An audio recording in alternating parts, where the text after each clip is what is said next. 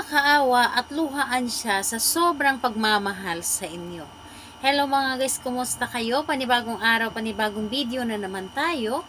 And sa araw na ito ay isa na namang video ang aking ituturo sa inyo na simpleng gabay o simpleng pamamaraan na makakatulong sa atin. At bago ang lahat, gusto ko lang mag-disclaimer sa mga taong hindi naniniwala at hindi gusto ang mga kagaya nitong video.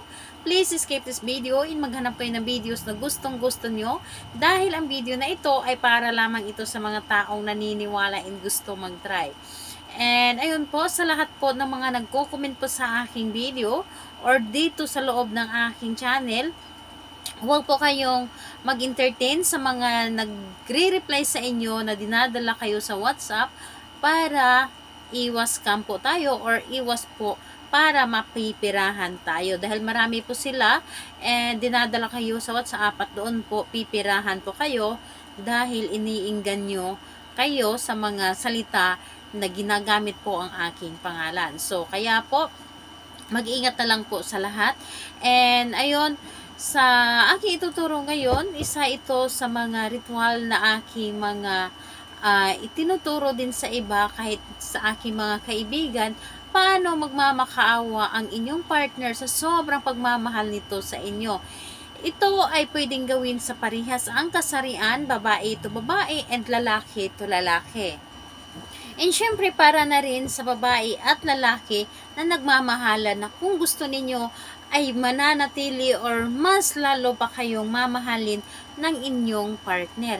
Pwedeng-pwede itong gawin kahit na kayo ay nasa malayo sa isa't isa at magkalapit.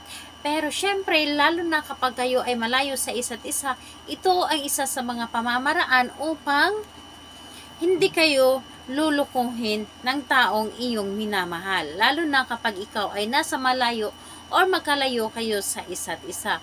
And kailangan natin dito ng materialis para magawa natin ang ritual na ito. Ang kailangan lamang natin dito na materialis is kailangan mo dito maghanda ng kandila. So, kandila po pwedeng pula, pink, or puti. Pili lamang kayo. Pula, pink, or puti. Kung ano lang ang meron kayo. At ayun po, kailangan nyo rin dito syempre ng ating blockbuster na dahon ng laurel. Dahil sa dahon ng laurel, lahat po ay kaya niyang tuparin, lahat po ay kaya niyang ibigay sa atin basta't nanggagaling lamang sa ating puso ang ating mga kahilingan o mga sinasabi at tutulungan tayo ni dahon ng laurel. And syempre, kailangan din natin dito ng panulat at kailangan natin dito ng panindi, posporo, o di kaya lighter. So ngayon kapag ready na yung mga bagay na ating gagamitin sa paggawa ng ritual na ito, ang isunod po ninyong i-ready isang inyong sarili. So lagi ko itong sinasabi sa inyo na kapag kayo ay gagawa ng isang ritual, kailangan po ay handa kayo at alam po ninyo sa inyong sarili na gustong gusto ninyo itong gawin.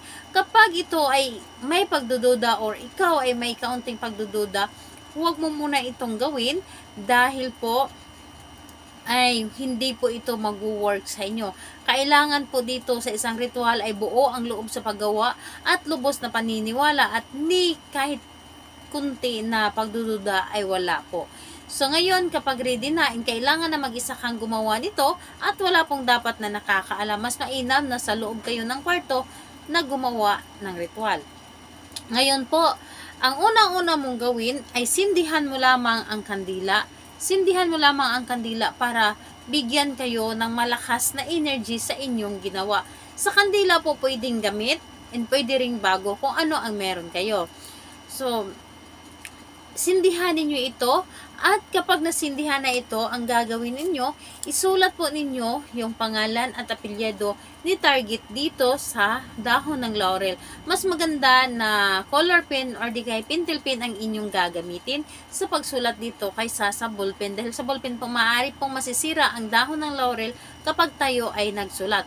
So kaya naman, ito po ay inyong gagawin. Kapag nasulatan nyo na ito ng pangalan at apelyido ni target, pumikit kayo at humiling lamang kayo ng mula sa inyong puso, taimtim, lahat po ay sabihin ninyo dito na sa pangalan at apelyido ng inyong target at sasabihin mong iiyak at magmamakaawa ka sa sobrang pagmamahal sa akin. Hihilingin mo sa akin na hindi kita iiwan. Hihilingin mo sa akin na mamahalin din kita ng lubusan at magmamahalan tayo habang buhay. Magmamahalan tayo na higit pa sa ating mga sarili at wala tayong ibang papansinin, wala tayong ibang mamahalin, wala tayong ibang pakikinggan o titingnan, kundi tayong dalawa lamang. So, sasabihin ninyo dito lahat-lahat at kung gusto mo na meron ka pang idagdag na mga kahilingan o meron ka pang gustong sabihin, sabihin nyo na dito. Mas maraming kahilingan, mas maganda. Maganda po kapag nanggagaling po sa inyong puso at yung sarili po ninyong kahilingan ang gamitin ninyo. Basta't ang importante lamang ay lubos ang inyong paniniwala at focus po talaga dapat sa paggawa. And ayun po, kapag nasabi nyo na ito or nakapaghiling na kayo, ang gagawin ninyo, painitan nyo lamang ito sa kandila.